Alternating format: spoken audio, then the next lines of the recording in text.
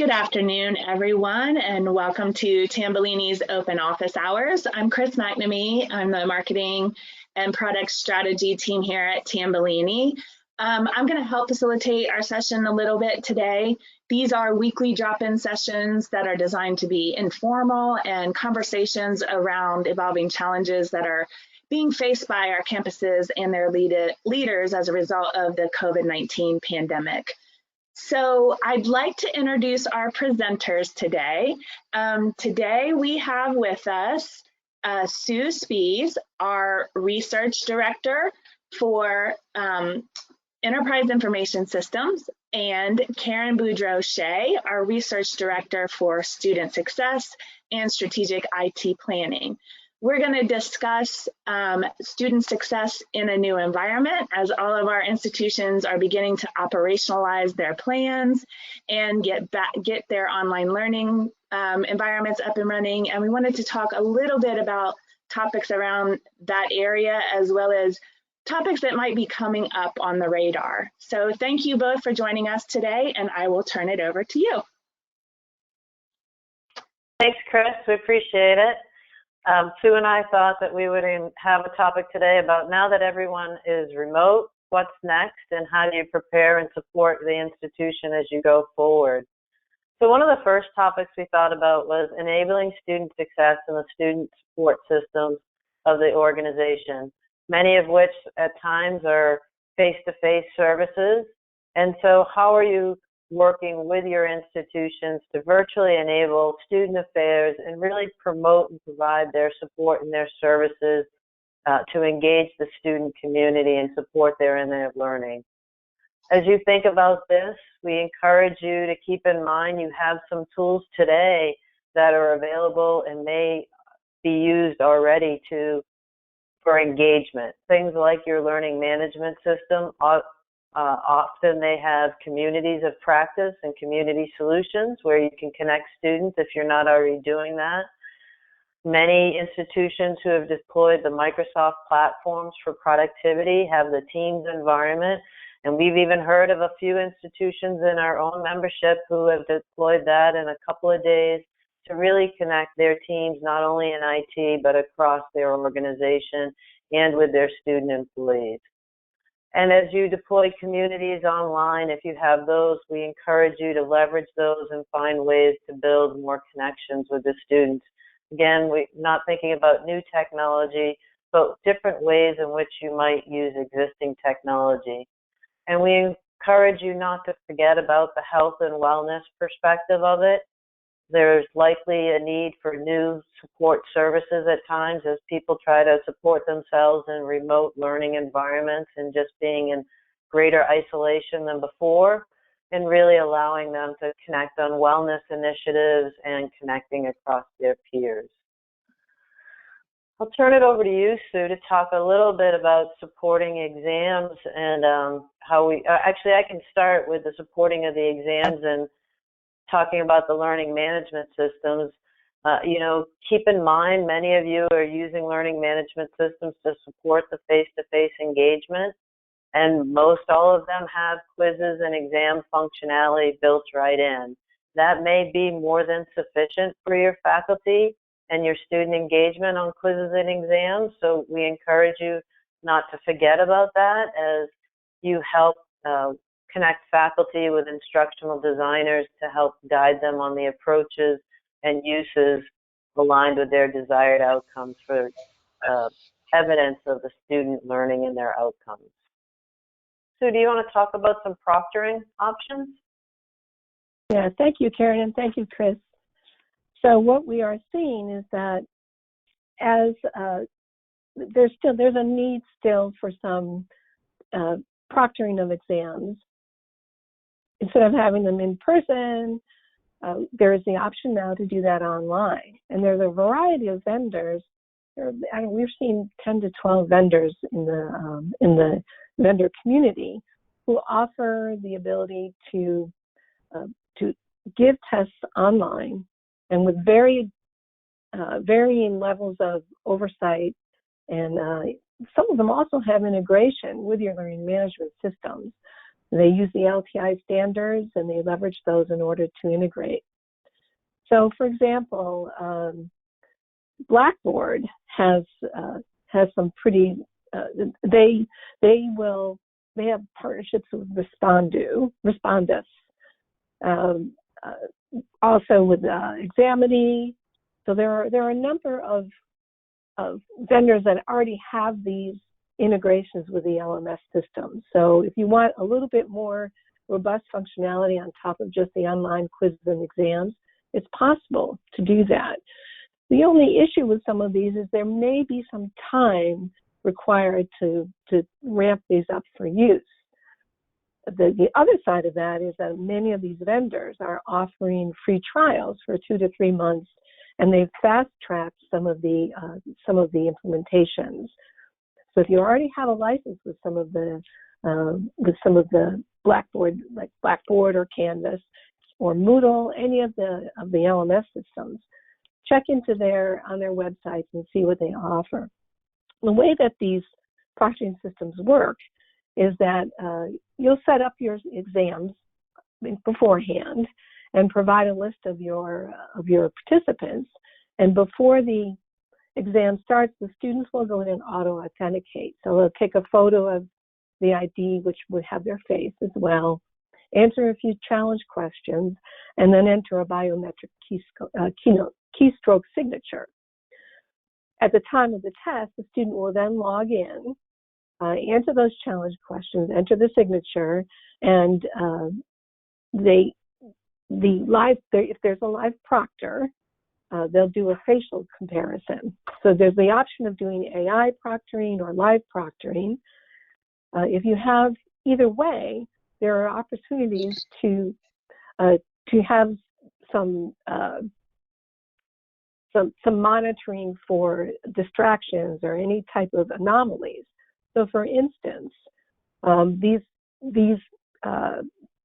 these solutions offer the detection of suspicious activity. For instance, if someone opens a browser or uses a mobile phone, or if there's a change in the light behind them, or if they detect another face in the browser. But given that, you can also whitelist browsers. So it could be perfectly acceptable for someone to go to a particular website, and you as an instructor could determine that.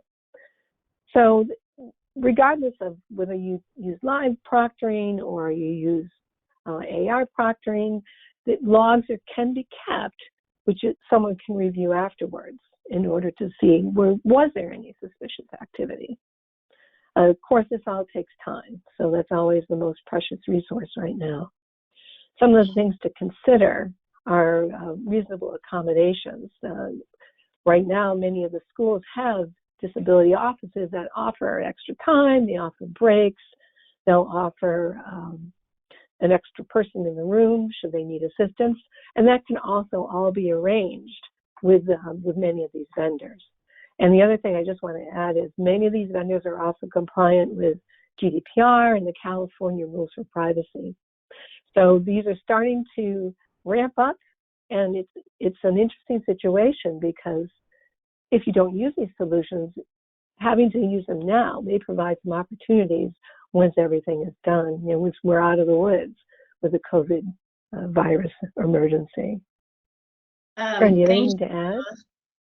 Well, I wanted to open it up to our audience. We do have a few attendees on the line, and I have unmuted you all for the opportunity to ask questions or give some insights on how you are enabling student success or supporting your exams with proctoring software or your LMS. So if you have any questions or want to offer some insights on what you're doing on your campus now, feel free to participate in the conversation and let us know if there's anything that we can assist with.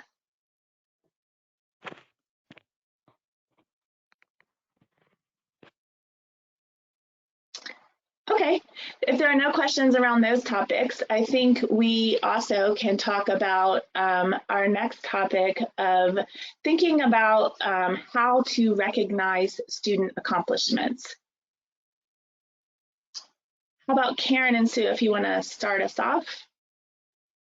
Thanks, Chris. Appreciate that. Yeah, Sue and I have been talking a little bit about this with commencement coming up. We've seen a lot of institutions thinking about what their alternative commencement. Some are delaying, some are doing approaches where they'll hold it and have a follow-up, and a lot of different options are arising.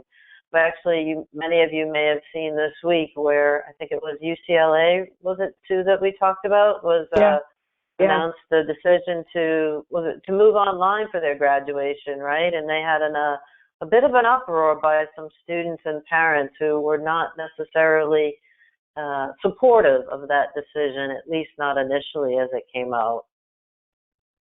I think what happened was, I'm not sure if the sequence of events was that they announced that they were doing it online and had no option for a subsequent live ceremony.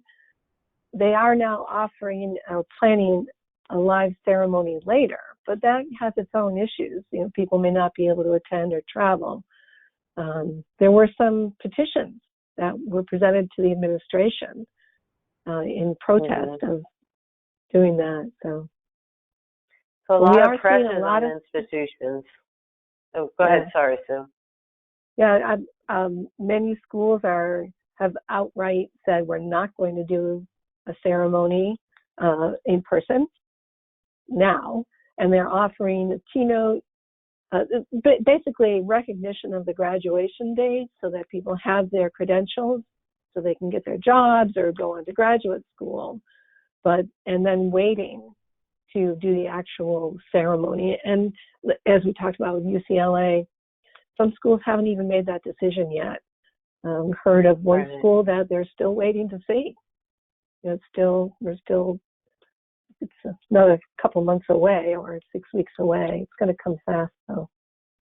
It's a delicate balance as institutions consider it, because to your point, it's not that far away, and knowing what our situation will be as far as gathering as crowds is probably still a bit unclear to most folks. Yeah. But I think it's you know, we've looked a little bit at solutions that are out there, and we've looked at some of the online institutions. Ironically, a number of them provide in-person graduations as well. Yes. But, you know, we're seeing about a 4-week or more timeline for some of these services to help you actually produce, if you will, an online or a virtual graduation. So we just want to be thinking and be thoughtful with institutions as you're considering, as Sue mentioned. It's a priority to recognize the accomplishments of our students in a timely manner so that they may go on to pursue their dreams and their careers, while also trying to balance the celebration of that academic accomplishment of all the institutions, students, and with their faculty and with the administration. And so it is a delicate balance as you go out there. I think it's important for institutions to consider the approach, as Sue mentioned, kind of all together, right? How do you balance the need to recognize the accomplishment, and how do you offset the need to have some type of gathering, virtual or in person, to recognize those accomplishments, not only with the individual, but with those that have supported them throughout their journey. I think it's important to really, you know, if you're going to think about a virtual one, think about the balance between what you can tape in advance. Maybe some of those commencement speeches could be done in advance to give those speeches the highest quality, if you will, production timeline, to make sure that they can be produced and consumed. Remember, you're a consumer of this potential virtual event, even if it's followed by a physical, maybe consuming it on many different devices over many different broadband networks and connectivity sources. And so thinking about your presidential messages, your dean messages, your provost messages, and, you know, individuals that you've brought for commencement speakers, probably having them at the highest quality to ensure that that experience can be of the best, no matter who is trying to consume it. And then also we're seeing folks consider, as they've done virtual ceremonies, what's the role of the student? So the role of the student in the physical sometimes is to walk across the stage. Sometimes those are held with large ceremonies with individual school or division ceremonies where they walk across the stage. But if you're looking to have your students involved somehow in that virtual presentation, there's also creative ways we saw with them recording something. Maybe they're recording a voiceover, maybe they record their own voice. Sometimes they're creating slides where the student's recognition is on a slide and the student is able to add some words to that slide. Obviously, these all go through some approval process. But as you think of more and more engagement in a virtual type event, you also have to think about that timeline, right? If you're going to have students or parents submit material that would be included, what's the process by which that you would could gather that information, approve it, and ensure it had the right presentation and the right quality for the organization? Well, we have had a question come in on the chat. So if anyone wants to use the chat box in there in asking questions, we could do that as well. Can you tell us any ideas on technology that we might already have on campus that we could use in a commencement ceremony? So to fill some gaps, or something that's already that we would already have, and suggestions on features that we would need to add. Sure. I think there's, so we've seen some institutions using for just messaging fairly successfully over the last couple of weeks to continue their leadership messaging out to their community. And they've been using tools like Zoom and Teams or other conferencing tools that they're using. Again, it's a way that they're able to bring a lot of individuals together into that live event, potentially also record it. But it's not, most of them are not making those interactive, so those are ways in which that they're delivering it out to the organizations. When we talked a little bit to some of the online institutions who have had more experience or looked at some of what they've been doing, some of them have been using YouTube and YouTube Live. So if your institution was using YouTube and has a YouTube channel, that may also be a solution that wouldn't be far from what you're using today.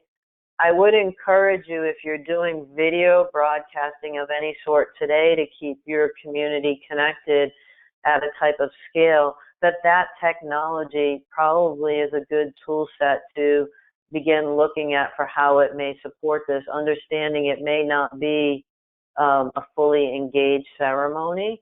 It may be more producing a ceremony for consumption at times. Sue, any other ideas? One thing I want to add, yeah, I was thinking about the idea about YouTube. One thing that we had heard about also is giving your graduate candidates an opportunity to record something on, if you have a dedicated YouTube channel, and that give them, a minute or 30 seconds or whatever it is to be able to log on, record their message, and that can be shared, or even some of those can be selected for broadcast. But that can be a continuing legacy asset. So not even, that can also be done for going forward for ceremonies that are in person. But that's a thought as well. Great, thank you. And then I guess just moving off of, just graduation, it's still important to recognize accomplishments that students have, as they are going remote and need encouragement with new environments. Student success isn't just about measuring graduations, but it's certainly about measuring progress for students that freshmen, sophomores, juniors, all of those things. So can we talk a little bit about how to recognize accomplishments in a remote environment and kind of in this new world that we're living in now, and what we're seeing institutions do for those kinds of recognitions and rewards? Sure. I can start, Sue, and then you can add into it as well. I think we haven't seen a lot yet necessarily happening, but what I envision is some of these institutions using some of these channels that they're using to connect to also allow students to connect. So, just think about the enormous number of students who never intended to ever learn in an online environment, who are in the next weeks, if not already, becoming successful in how to do that and how to engage, along with the faculty, obviously, who have taken time to figure out and support to transition to those environments. But those are pretty large accomplishments to have happened. I remember seeing when this first pandemic happened in China and seeing some institutions turn their courses that were being held overseas in those programs into online in 2 weeks' time and effort, and thinking, wow, that was incredible. But now to think about an institution who's doing that for everyone in their organization, I think finding ways that these channels at which you may be promoting out messages could also be channels in which people are posting messages of success in any way, shape, or form and being promoted out further. I think having spoke to one of my colleagues earlier this week and realizing that she was dealing with 3 children home from school, middle school and high school, I never realized how happy my life was not to have that happening to me right now. But I think of people trying to become remote, engaged, effective while their family is transitioning around them. And there are some pretty good successful stories about how that's happening and happening well for folks. And I think finding avenues, and again, within the technology and tools you have today, Sue and I are not promoting add a new tool to figure this out, but how do you use some of the tools you have today in a different way to have this engagement and, support people in this remote and to a large degree isolated environment we're now living in. Sue, other things you'd like to add to it? I think you said that word just a minute ago, which is the isolation. It's clear that we're not accustomed to that as a society. It's even for those of us here at Tambellini, we work remotely, but we are out and about all the time. And, we engage with our member clients and, we're in person on this. So the isolation is very difficult. And it's, we talk a lot about, faculty having, many of them do online learning already, but this is total online learning. And for those that haven't done it before, it's very, very, very difficult. So there may be options to use some of your, conferencing tools to invite faculty to collaborate with what they do to keep people engaged and their students engaged and to celebrate the success. And to have, maybe it's a student of the week, which gets posted on your website and links out, just send out the announcement to your community, solicit ideas.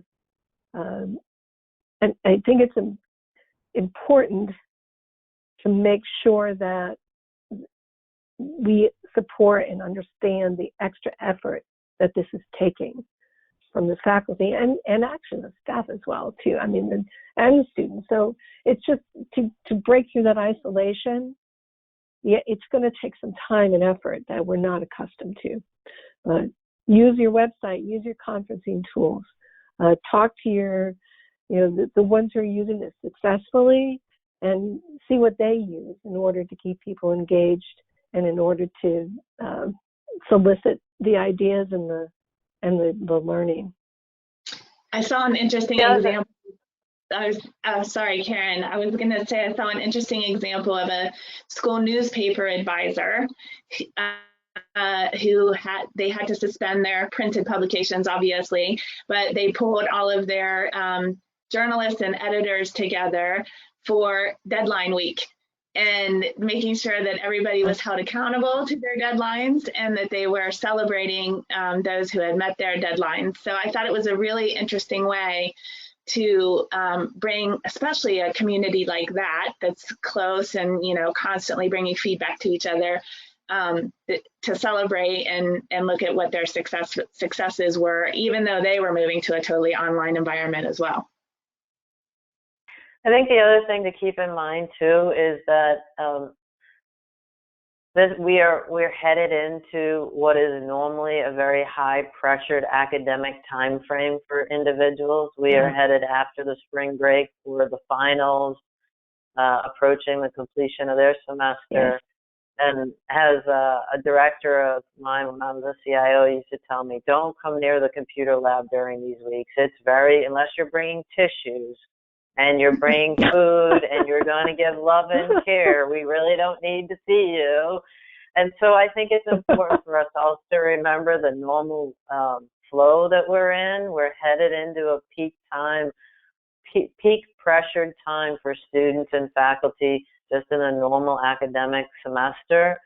And so anything that we can all do as administrative support to extend and help them through that time, I think will be greatly received and greatly helpful for our institutions to continue the student success that they have had for many, many years to come. Yeah, the message that we're here, we're stable, we're going to do what it needs. And when you have a problem, reach out and we'll find the solution. Yeah, that message is really important. Great, thank you both. I just want to make sure that we don't have any additional questions from our audience. Again, feel free to unmute yourselves or ask through the chat. And if not, we wanted to let all of you know that there are resources available on the Tambellini Group's website. These are open to any institution. We are conducting office hours every Wednesday at 1 p.m. Eastern. We also have the offer extended to any institution for free analyst time. If you have a session or an issue on your campus that you'd like to discuss with one of the analysts at Tambellini, you can go to this page and visit this page and schedule a 30-minute session with any of our analysts. Again, that's open to any institution. You do not have to be a Tambellini member, and it is at no cost to institutions. So if you want to schedule a session, if you have colleagues that are interested in having a discussion, please let us know, and we are happy to help and assist in any way possible. I could also add, if you have other topics that you would like for us to put on our agendas for future office hours, please let us know. Yes, thank you. Thanks so much, Sue. And with that, we'll close out the session. If there is anything that you guys need, please reach out to Tambellini. And thank you, Karen and Sue, both for your time today. Thanks, Chris. Everyone stay safe. Stay safe, everyone. Bye-bye.